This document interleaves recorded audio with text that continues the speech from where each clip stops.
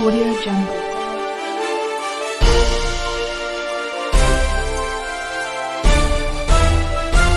Audio Jungle.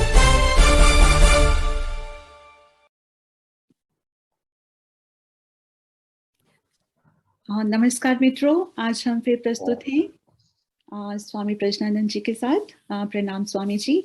Bhagavad Gita पे चर्चा का हमारा अगला एपिसोड। तो पिछले सप्ताह हम चर्चा कर रहे थे अध्याय 6 पर, जिसमें स्वामी जी ने हमें कुछ उसमें से श्लोक बताए थे। आज वो हमें आगे बताएंगे। सो स्वामी जी आरंभ कीजिए।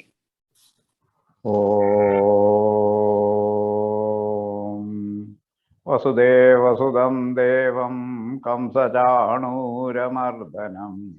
देवकी परमानन्दं कृष्णं वन्दे जगद्गुरुम्।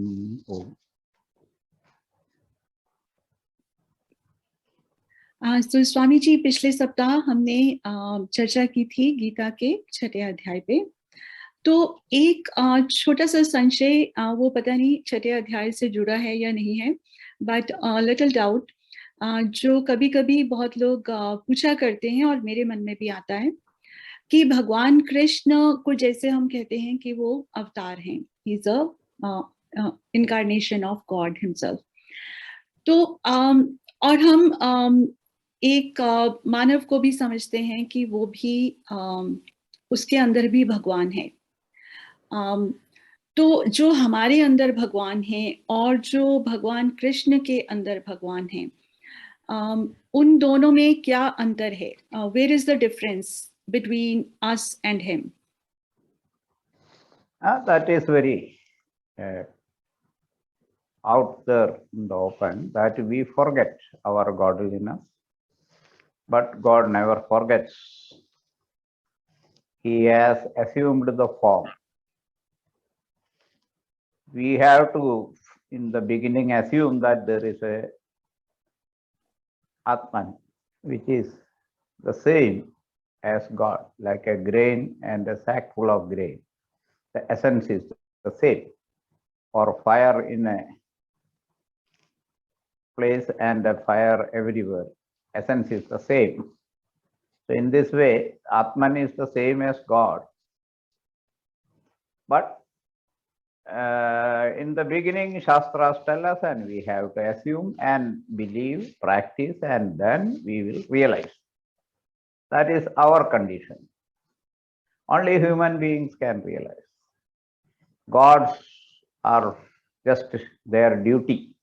So they don't have any inclination or time for all these practices. They don't need to. They have no sorrow. But human beings have to undergo a great amount of sorrow also, along with a little bit of happiness. So this state of mixed experiences of Sukha Dukkha forces to search for a source of permanent happiness, joy. And that is there in God, Paramananda Swarupa. So this search begins, and Shastras guide us. So it is our own need which is the basis of the search. But as far as incarnation, avatara, is considered, these words have differences. English words cannot convey the same meaning as the Sanskrit word. Avatara means coming down. Incarnation is somewhat an intrusion into something else. So, avatara means coming down. That's why the same word was used for a famous film, because they can't get an exact word. So, avatara never forgets what he is, that I am the God. Krishnastu Bhagavan Swayam. It is the manifestation. Avatara is the manifestation at a certain place.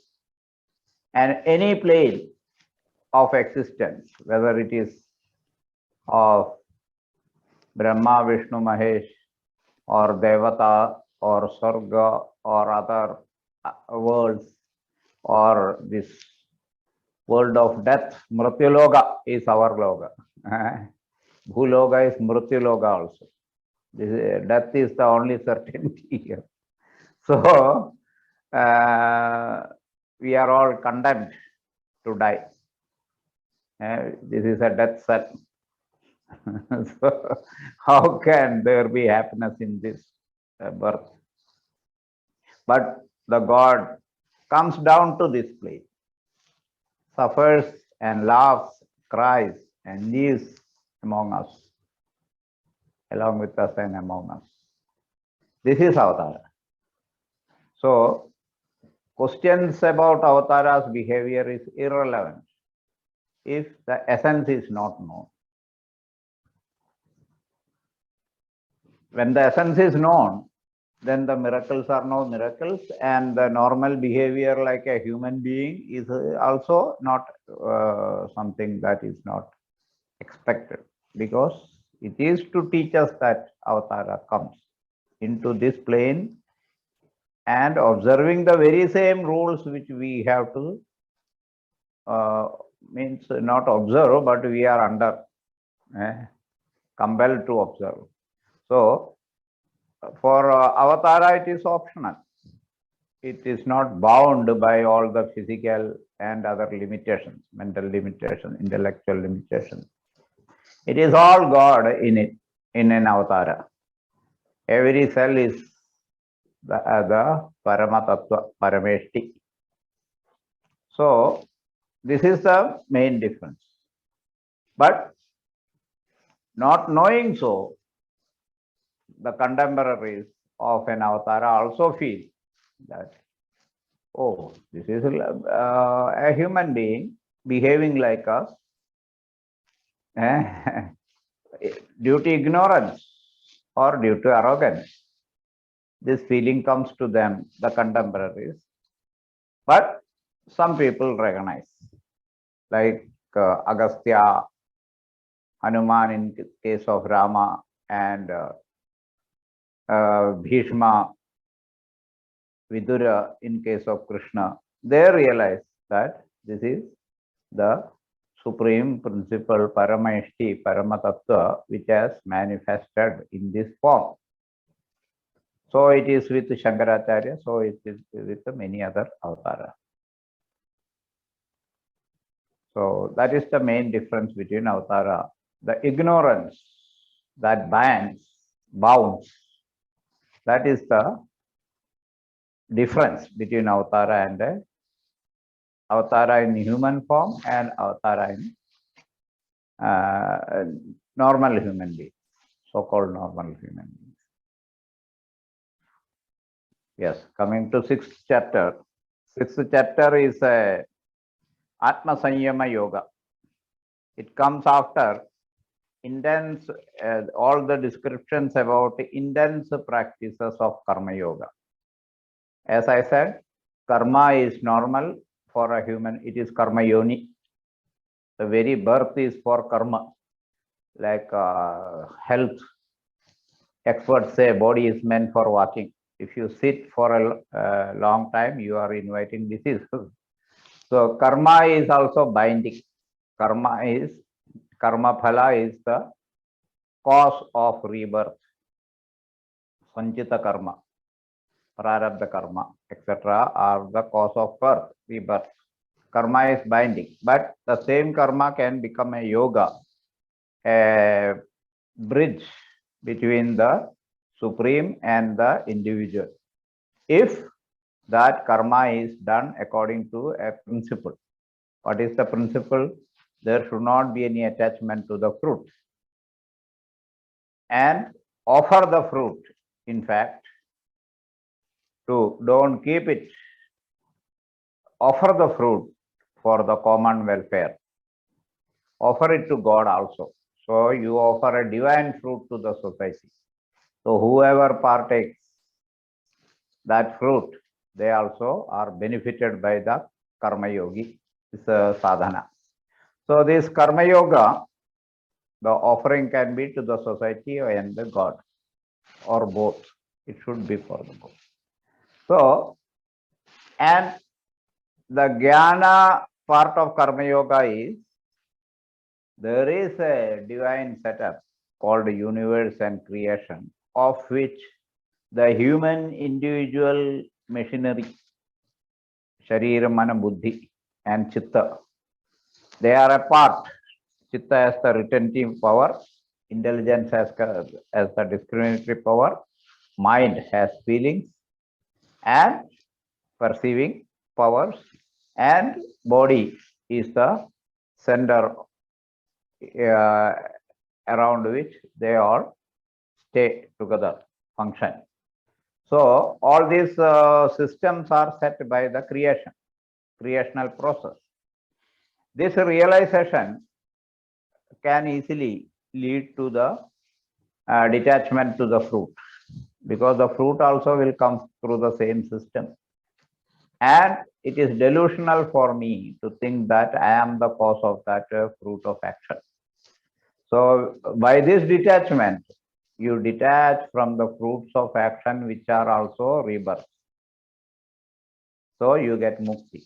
So the jnana part is also there, knowledge part is also there about karma. This was the essence in the previous chapters. Now, Atma Sanyama Yoga, what is it about? It is about nivritti. There are two paths which Vedas prescribe. Pravritti Marga, which is a normal life of activity in the waking state. That is Pravritti Marga. Their nivritti is not under them. They fall asleep. So that is what we use. They have fallen asleep. They have fallen asleep. It is not voluntary that I will now sleep, I will now wake. Nothing is voluntary. So that is called a normal life, but we call it ignorant state. The awareness of consciousness should be there.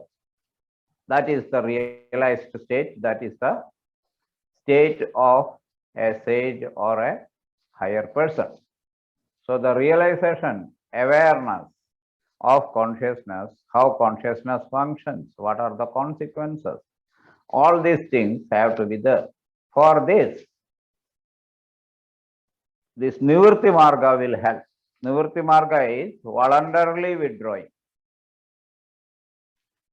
Voluntarily withdrawing, but practicing it for 3, 4, 5, 6 hours maximum. So the need for sleep also decreases very much. So the yogi sleeps hardly for 3 hours, 4 hours, because he is in a state of rest, otherwise also.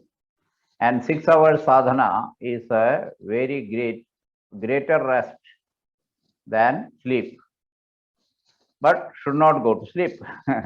So all the rules have to be observed. So Krishna says in the beginning itself that do your duties while in the waking state. Do not give up your duties, saying I am a yogi.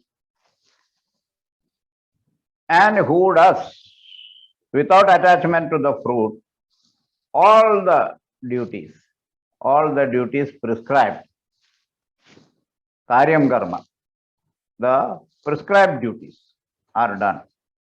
He is sannyasi and he is a karma yogi. So sannyasi should give up all the duties, but here duties have not to be given up.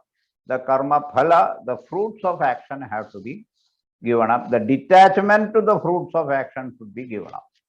So it is a very easy thing it would seem, but even before karma is performed, the desire for fruit is there.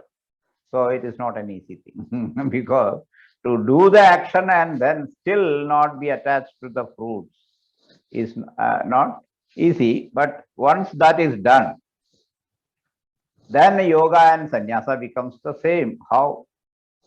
Because one gives us the resolve, sankalpa, that I should do this for that. I should do like this for achieving that.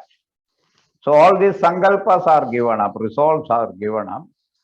Then he is a yogi also. And once the sankalpas go away, then naturally there is sannyasa also. There is nivritti also. There is the path of withdrawal. Both are there. So if one wants to become karma yogi, one has to do duty. And once the karma yogi state, samatha state, unattached action is achieved, then he has to withdraw. He has to calm the mind. To calm the mind, this Atma Sanyama Yoga. Atma Sanyama means control of mind, control or restraint of the mind. Sanyama is to control, to restrain. Atma is here mind, not the soul. Atma is mind. So the senses go out. How do we perceive things? The senses go out and perceive. I have asked this question. How does a small slit in the eye, how does it include, how can it contain so big buildings and mountains? That's not possible. How does it contain? How can we see this in a three-dimensional shape and view? So that is because the senses go out, the sensual powers go out through those organs and envelop our sense of perceived thing, and then report back that we had vision, so at such a distance we had sensed such a thing. Then the mind says, yes, we have seen that before also, due to purva sanskara, impression gained before. And the mind feeds both of them to the brain, and brain says this is this. So then the chitta memory comes into play and says the previous experiences are these. So we don't merely view a thing, we view a concept of the thing. This is how we perceive. So as when the senses are not compelled to run out towards, as they are made by Creator, do not, or nature, do not rush to the objects, and the resolve also for desirous resolves are not there, then he is a yoga rudha. He is now he has mounted, means he has achieved that level of a yogi. So one must rise oneself in this very birth. Human birth is for achieving that level.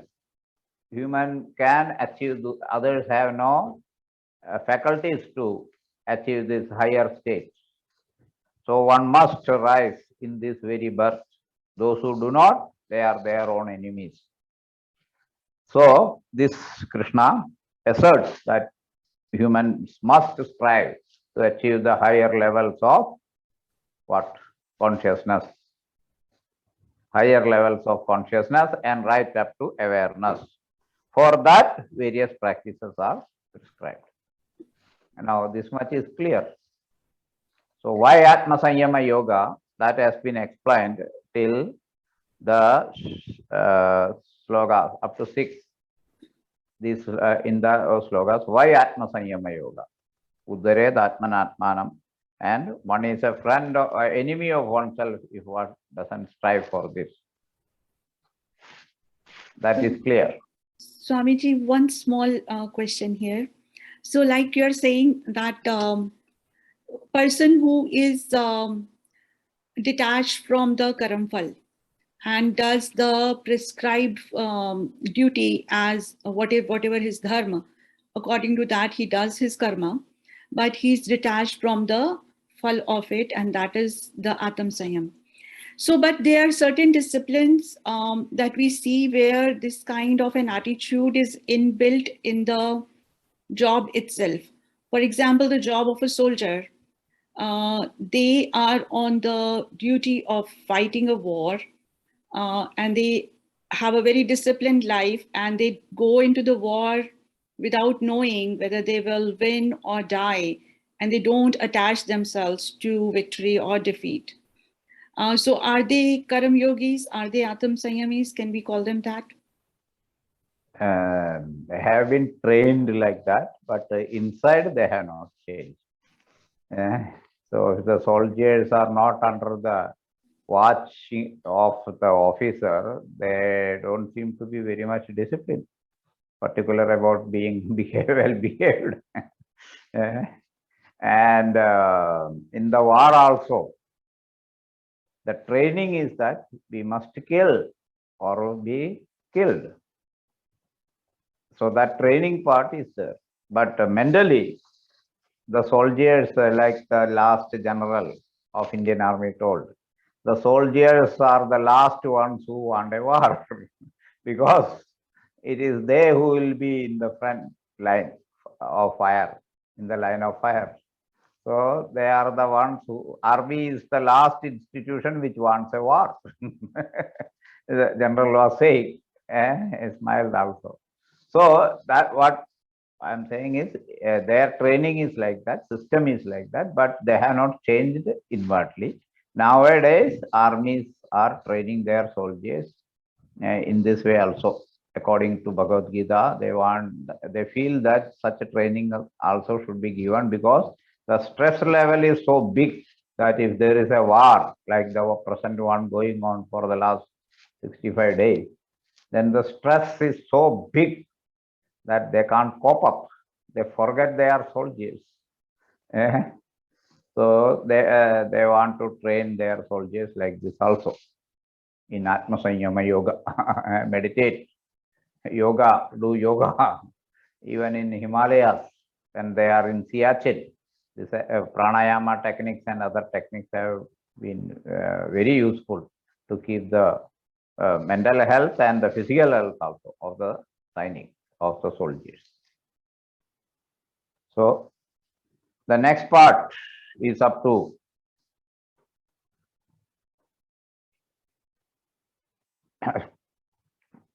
(12).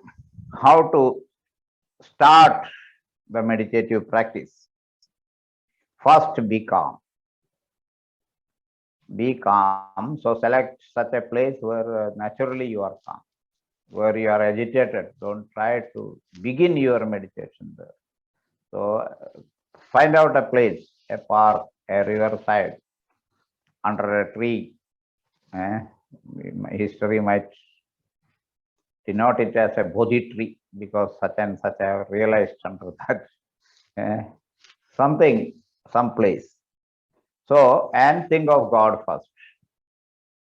And do not be perturbed by what are the conditions in which I am living. And have a good knowledge of what the Shastras say about, at least a good level of knowledge about what the Shastras say. Is the ignorant, illiterate people start meditating, they feel very disturbed. It is not beneficial for them. One must have the good knowledge what the scriptures say about the meditation, and he should not be very much wanting this thing and that thing. He must be of an equanimous mind about the achievements, great achievements like wealth and other things which the society think as great things, fame and wealth and other things. So he must be he must consider entire nature to be the same. He should not have mine, this is mine and that is not. And this is a great valued thing and this is not. So he must have that attitude, equanimous attitude. And only those who are not disturbed by the relations like friend, enemy, frenemy. Madhyastha is a frenemy. Enemy and a friend. And those who are good relations and those who are with whom we are annoyed, and very good people and very sinners. So these considerations do not perturb. Whom these considerations do not perturb, he is very much qualified for meditation. So first keep your meditational practices secret. Stay alone. Do not be too much social. And have controlled mind. Do not fulfill all the desires of the mind every day. Make it once a week, which is every day. Make it once a week. Okay, once a week you will get things you want, provided you are well behaved the whole rest of the days. Like that, you can give some little concession in the beginning to the mind, and then later on tighten the screw again. Will not get anything that you desire. So no desires and nothing around me which will distract me. In this way, the yogi has to prepare his surroundings. Then it should be very clean place where nothing will disturb you. No animals or no insects and reptiles will come and disturb you. You should not be worried about them. There, have a fixed place to sit and meditate. It should not be very high. It should not be very low. And you have to place first some grass, means something mat or something made of grass, then something made of animal skin, that is woolen. These days woolen things are used. So woolen, it is hide actually which has to be used, skin, but then a woolen also is sufficient. And on that, spread a cloth and use that same seat every day. A wooden platform which is neither very high nor very low, about 2 inches high from the ground, and on that this seat has to be prepared. Sit straight, and only purpose of sitting there should be not telephoning, not listening to some music. Do not play some music or something like that. It's not to enjoy you are sitting, it is to withdraw. It is to withdraw totally into the inner space. So make the mind concentrated and have full control over all the functions of the senses.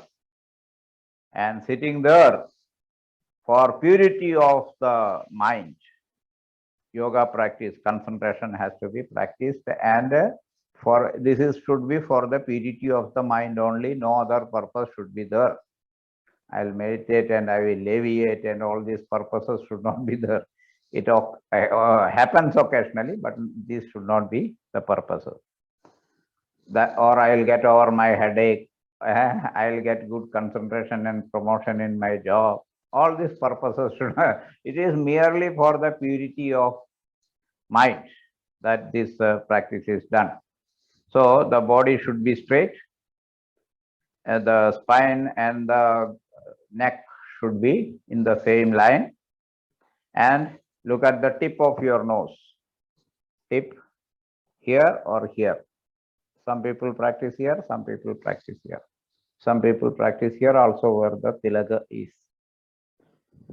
But the main condition is do not look here and there, left or right, or that corner, this corner, nothing. Sit means sit. Half closed eyes, not fully tight. Eyes should not be closed tight. Be calm, that has been said before also, and fear not. Fear not, because as the new states of mind, new levels of mind, new levels of consciousness start manifesting, there is a great fear which comes.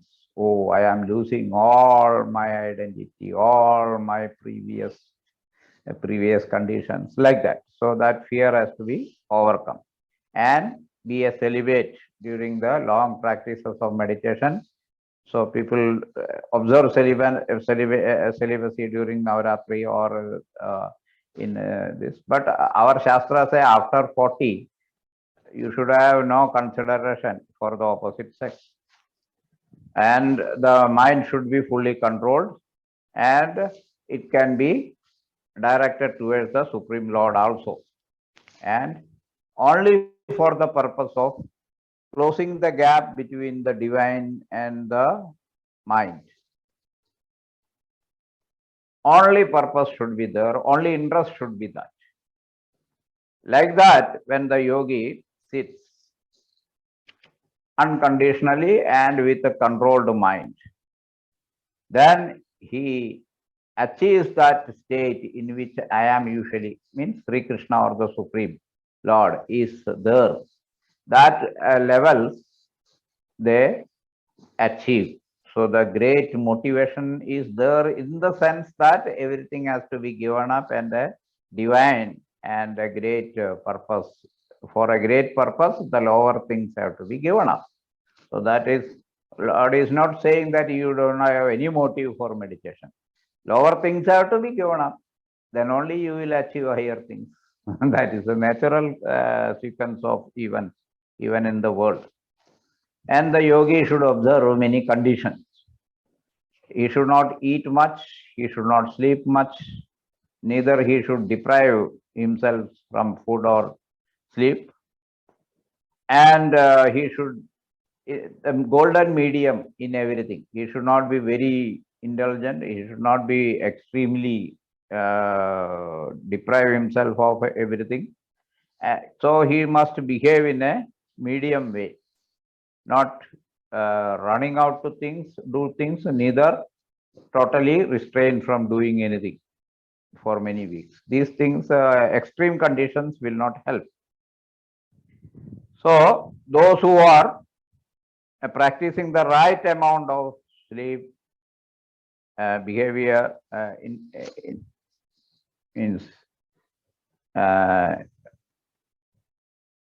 mixing with others, and those who have right sort of body functions and actions, those who have right amount of sleep, right method of sleep and awaking, wake up at 4 a.m. This is a golden rule for all the sadhaks. Wake up at 4 a.m. and practice yoga, increase the time to 3 hours in the first stage. Right, in a single stretch, you should go up to 3 hours. That should be a determination. And then later on, increase gradually, and within 3 years or 4 years or 5 or 6 years, achieve the timing of 6 hours. And this yoga will remove all your sorrow, all the sorrows which are attached to a human birth and human mind, they will vanish.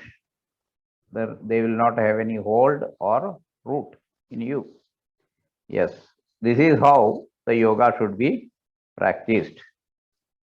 And he is a yogi who can completely withdraw his mind from all the desires, and his mind is completely in his grip, so that he is a great yogi. This is due to in the practice time, sadhana samay. And in the vyavhar samay, if there is a difference, sadhana samay will gradually reduce it, reduce that, cover up the gap. And in vyavhar time also, in action time also, in normal life also, you will become a yogi. So anything clarification in this? I think it's mostly very clear. It's how to meditate, and the way you explained, it's very, very easy to follow. So it's only that most of us do not make that time. 3 hours a day is a lot for, I think, the Grihast people. Most of us do not get up at 4 a.m. Right. That's why those 3 hours are not there. Yes, yes. If we wake up at 4 a.m., then definitely 3 hours can be set aside. So, manage it 5-6 hours of sleep. Yes, yes. So the previous chapter should not be forgotten. Anyway, okay, please. So today we are running out of time now, so we will continue next week. So we'll ask our viewers if they have any questions or doubts, please post on the video and continue to like and subscribe with us, The Common Indian Voice. And Swamiji will continue to tell us about the other chapters of Bhagavad Gita till the very end. So please do ask questions if you have any. Dhanyavad. I have covered up to 18th sloka now, and the rest of us will be covered in the next time, next 10. So Okay. please say the ending prayer, Swamiji. Om Purnamada Purnamidam Purnat Purnamudachyate Purnasya Purnamadaya Purnameva Vasishyate. Om Sarve Bhavantu Sukhinah Sarve Santu Niramayah Sarve Bhadrani Pashyantu Ma Kaschid Dukkha Bhag Bhaved. Om Shanti Shanti Shanti. Thank you. Dhanyavad, Swamiji. Hari Om. Om.